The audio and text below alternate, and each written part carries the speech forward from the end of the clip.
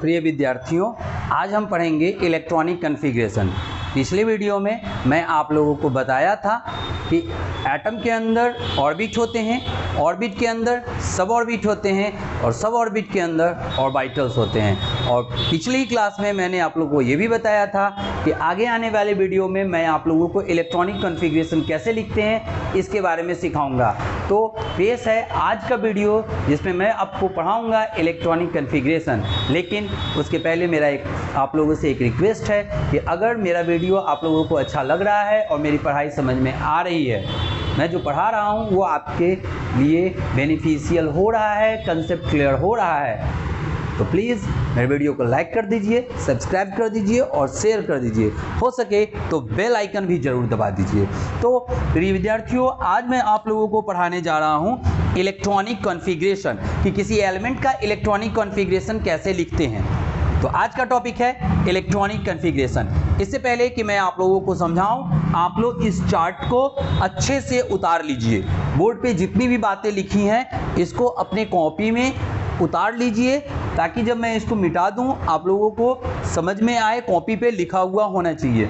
तो सबसे पहले आप इसको उतार लीजिए। मैं आपको एक बार समझा देता हूं। आप लोग, ये बात मैं आपको पिछले क्लास में भी बताया था कि किसी भी एटम के जो फर्स्ट ऑर्बिट होता है उसमें सिर्फ एक सब ऑर्बिट होता है 1s।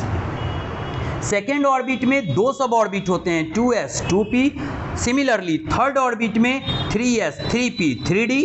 फोर्थ ऑर्बिट में 4s 4b 4p 4d 4f। Fifth orbit में 5s 5p 5d। Sixth orbit में 6s 6p और सेवेंथ ऑर्बिट में 7s होता है। लेकिन अब आप समझिए इनके एनर्जी का जो लेवल होता है वो कैसे होता है। एनर्जी के लेवल को देखने के लिए मैंने जो इस तरह से क्रॉस पैटर्न बनाया है, आप लोग इस पैटर्न को नोट कर लेंगे।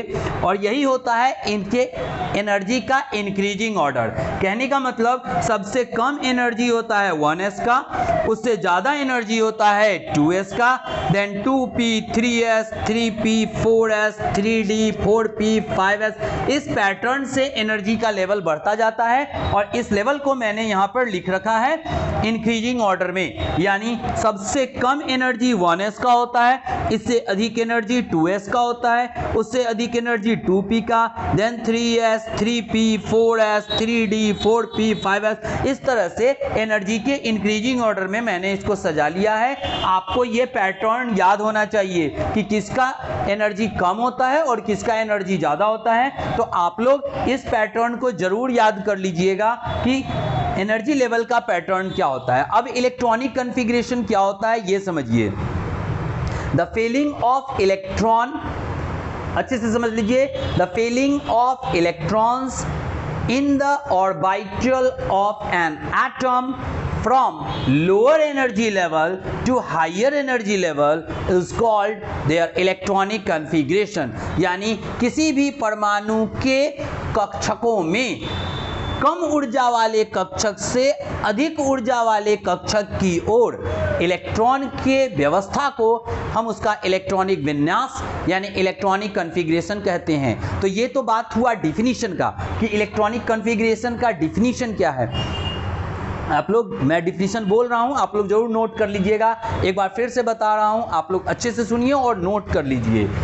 The arrangement of electrons in the orbital of an atom from lower energy orbital to higher energy orbital is called their electronic configuration। अर्थात किसी परमाणु में कम ऊर्जा वाले कक्षक से अधिक ऊर्जा वाले कक्षक की ओर इलेक्ट्रॉन के व्यवस्था को इलेक्ट्रॉनिक विन्यास कहते हैं, इलेक्ट्रॉनिक कॉन्फ़िगरेशन कहते हैं। एग्जांपल्स में अभी मैं क्लियर कर दूंगा आपको। तत्काल आप ये समझिए, ये चार्ट और इस चार्ट के आधार पर ये पैटर्न आपको याद कर लेना है। दूसरी बात, आपको ये नोट याद रखना है, ये दोनों नोट याद रखना है। पहला, ये बात मैं आपको पिछले वीडियो में भी बताया हूं, ये आपको याद रखना है s p d और f 4 सब ऑर्बिट होते हैं जिनमें मैक्सिमम इलेक्ट्रॉन s में 2, p में 6, d में 10 और f में 14 होते हैं इलेक्ट्रॉन मैक्सिमम। अब आप ये समझिए कि अगर ये ऑर्बिटल मैक्सिमम इलेक्ट्रॉन नहीं है, मैक्सिमम इलेक्ट्रॉन का अगर हाफ भी फिल हो रहा है, तो ये सब ऑर्बिट्स जो होते हैं, ऑर्बिटल्स जो होते हैं, वो स्टेबल हो सकते हैं। ये यानी कि एस ऑर्बिटल जो है एक इलेक्ट्रॉन या दो इलेक्ट्रॉन दोनों से स्टेबल हो सकता है। पी जो है वो 3 या 6 दोनों से स्टेबल हो सकता है। सिमिलरली डी 5 इलेक्ट्रॉन और 10 इलेक्ट्रॉन, और एफ 7 इलेक्ट्रॉन और 14 इलेक्ट्रॉन से स्टेबल हो सकता है। It means an orbital may be stable by the completed electron or half filled orbital may be stable। या तो full filled orbital stable होते हैं या तो half filled orbital stable होते हैं। उम्मीद करते हैं कि ये बात आप लोगों को समझ में आ गया होगा। अब आप दूसरा नोट समझिए, क्या the orbitals of same orbit must be written together, यानी सेम ऑर्बिट के ऑर्बिटल्स को हमेशा हमेशा और हमेशा एक साथ ही लिखेंगे।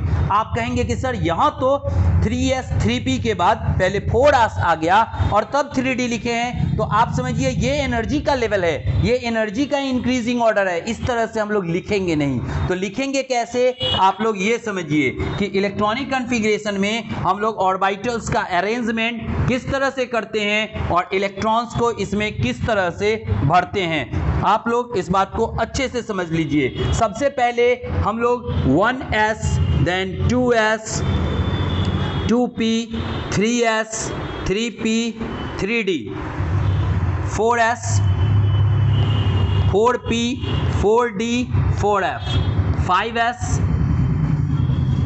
5p, 5d, 6s, 6p, then 7s।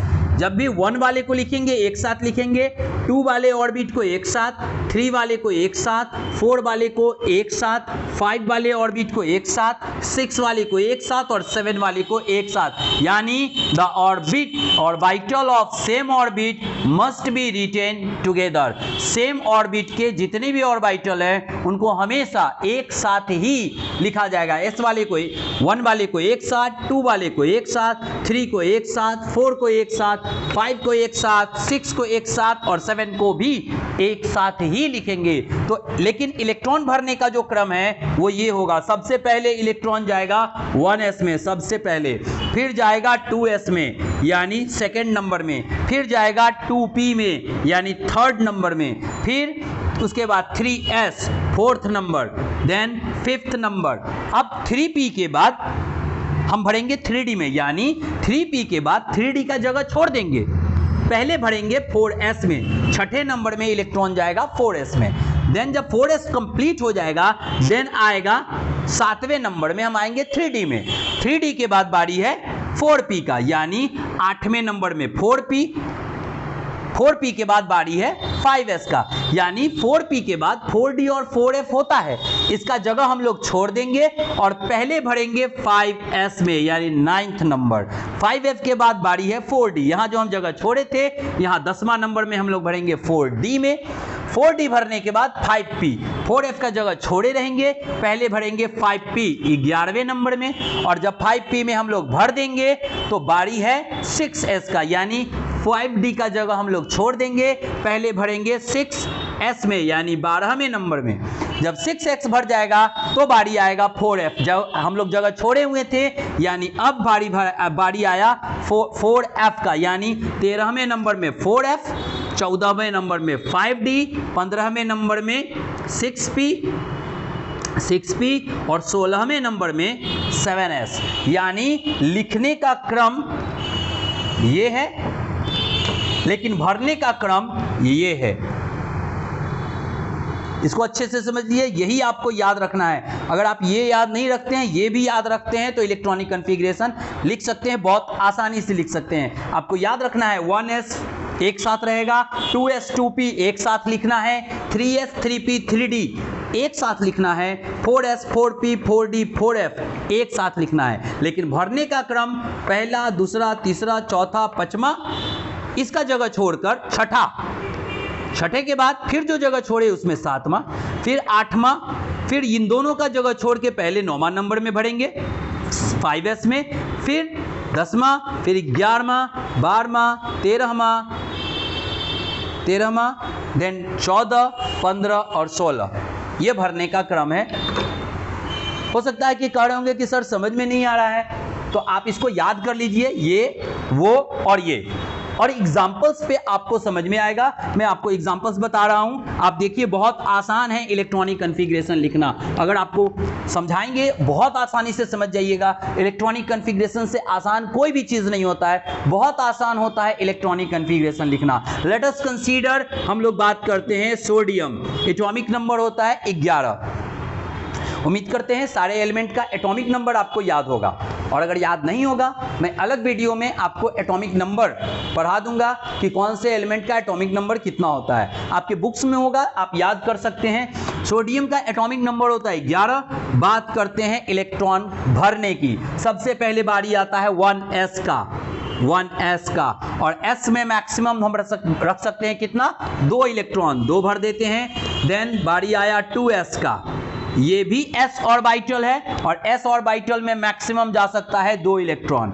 Now 2s के बाद बारी आया 2p का, 2p में मैक्सिमम हम रख सकते हैं 6 इलेक्ट्रॉन, भर देते हैं 6 इलेक्ट्रॉन। इस बात पे ध्यान रखना है 11 से ज्यादा नहीं होना चाहिए। चेक करते हैं, 6 और 2 8 और 2 10, 1 इलेक्ट्रॉन हमारे पास और बच रहा है। तो 2p के बाद बारी आता है 3s का, तो 3s में भर देते हैं। हालांकि s में रख सकता है 2 इलेक्ट्रॉन, लेकिन हमारे पास 1 ही बचा हुआ है, तो हम यहां पे भर दिए 1 इलेक्ट्रॉन, यानी first orbit, second orbit, third orbit. This is the electronic configuration of sodium. अगर बात करते हैं क्लोरीन का, क्लोरीन एटॉमिक नंबर 17, देन क्या होगा, 1s2, 2s2, 2p6, 6, 2 8 और 2 10 भर चुके हैं। 7 इलेक्ट्रॉन अभी और बचा है। 2p के बाद बारी है 3s, 3s, s में मैक्सिमम रख सकते हैं कितना इलेक्ट्रॉन, 2, और हमारे पास बचा कितना है, 7, तो 2 इसको दे देते हैं। अब हमारे पास बचा 5 इलेक्ट्रॉन, तो 3p के बाद बारी है, 3s के बाद बारी है 3p का।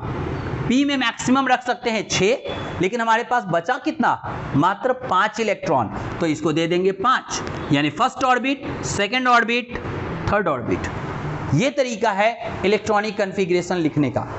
एक और एग्जांपल बताते हैं ताकि आपको और कंसेप्ट क्लियर हो जाए। जैसे बात करते हैं हम लोग आयरन, Fe, एटॉमिक नंबर 26, तो कॉन्फ़िगरेशन क्या होगा ये देखिए। यहां से शुरू करेंगे और बढ़ते चलेंगे जब तक 26 ना पूरा हो जाए।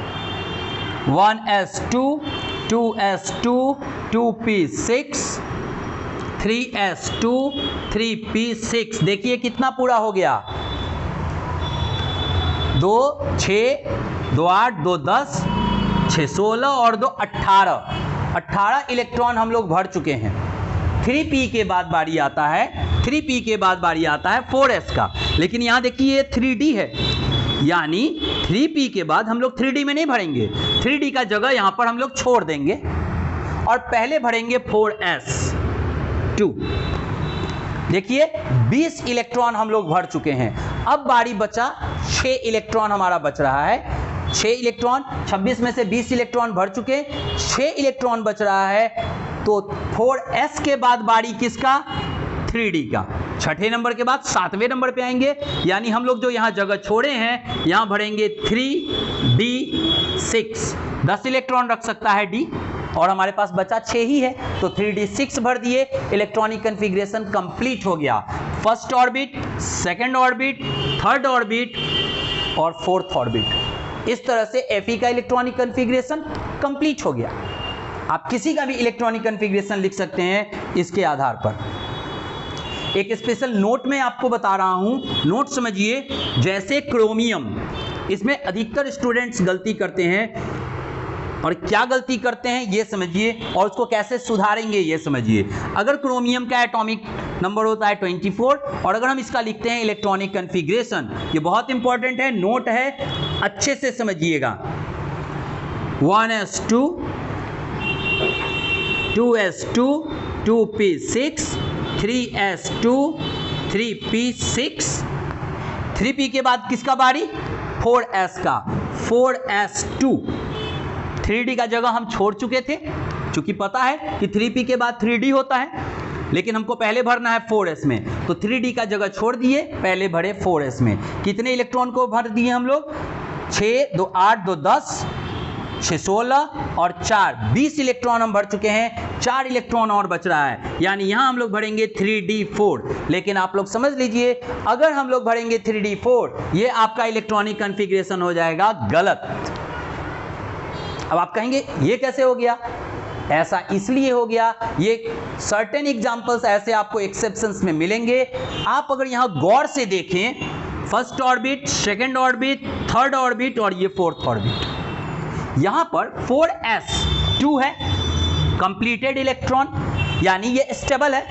ये 3d4 है, ये स्टेबल नहीं है।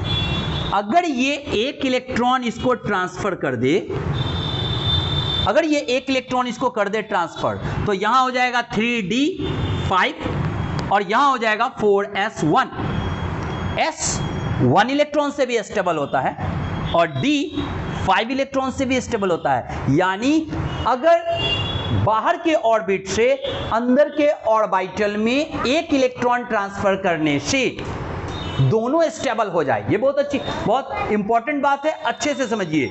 अगर एक इलेक्ट्रॉन को बाहर के ऑर्बिट से अंदर के ऑर्बिट में ट्रांसफर करने से अगर दोनों ऑर्बिटल स्टेबल हो जाए, तो हम लोग ऐसा कर देंगे।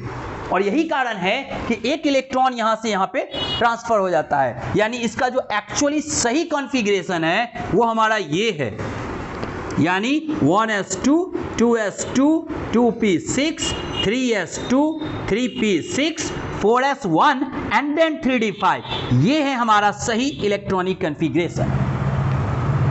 उम्मीद करते हैं कि आपको इलेक्ट्रॉनिक कॉन्फ़िगरेशन समझ में आ गया होगा। अब आप लोग एटॉमिक नंबर 1 से लेकर के एटॉमिक नंबर कम से कम 30 तक तो जरूर प्रैक्टिस कर लीजिए इस थ्योरी के आधार पर, और भी आगे भी बना सकते हैं, लेकिन कम से कम 30 तक आप इस कॉन्फ़िगरेशन से, इस पैटर्न पे इलेक्ट्रॉनिक कॉन्फ़िगरेशन लिखिए, बनाइए। और अगर कहीं कोई दिक्कत होता है, कोई बात नहीं समझ में आ रही है, तो मुझे कमेंट बॉक्स में बताइए कि मैं आपके प्रॉब्लम को सॉल्व कर सकूं। आगे जाकर के काफ़ी जो हाई एटॉमिक नंबर वाले एलिमेंट हैं, उन पर ये थ्योरी कभी कभी काम नहीं भी करता है, तो लेकिन लगभग पे काम करता है। कुछ एग्जांपल्स मिलेंगे जिस पे ये काम नहीं करता है, लेकिन पैटर्न सही है। लगभग एलिमेंट का आप इलेक्ट्रॉनिक कॉन्फ़िगरेशन इससे लिख सकते हैं, बहुत आसानी से लिख सकते हैं। तो उम्मीद करते हैं कि आपको समझ में आ गया होगा। आप एक बार अच्छे से इस पूरे को पढ़ लीजिए, देख लीजिए, समझ लीजिए, और अगर कोई बात नहीं समझ में आए तो मुझे बताइए, कमेंट बॉक्स में लिखिए। मुझे आप मेरे व्हाट्सएप नंबर पर संपर्क कर सकते हैं 9473162349। This is my WhatsApp number. तो इलेक्ट्रॉनिक कॉन्फ़िगरेशन आपका खत्म हो गया। इसमें और भी बहुत सारी बातें हैं, जैसे हुंड्स रूल है, और बाउ प्रिंसिपल है, पॉलीज एक्सक्लूजन प्रिंसिपल है, बहुत सारी बातें हैं। लेकिन Pauli's exclusion principle, Hund's rule, ये सब क्या है, क्वांटम नंबर ये क्या है, ये सब मैं आपको अगले वीडियो में बताऊंगा। तो अगर मेरा वीडियो आपको पसंद आया है तो आप मेरे वीडियो को लाइक कर दीजिए, सब्सक्राइब कर दीजिए, शेयर कर दीजिए, और हो सके तो बेल आइकन भी दबा दीजिए। तो इस तरह से समाप्त हो गया आज तक। हुंड्स रूल क्या होता है, पॉलीज एक्सक्लूजन प्रिंसिपल क्या होता है, क्वांटम नंबर क्या होते हैं, ये सब जानने के लिए पढ़ें अगला वीडियो। तो तब तक के लिए न रहें बेकरार, थोड़ी सी प्रतीक्षा, थोड़ा इंतज़ार। समाप्त हुआ आज का वीडियो, इंतज़ार करिए अगले वीडियो तक। तब तक के लिए हंसते रहिए, मुस्कुराते रहिए और पढ़ते रहिए सावर्ण क्लासेस में।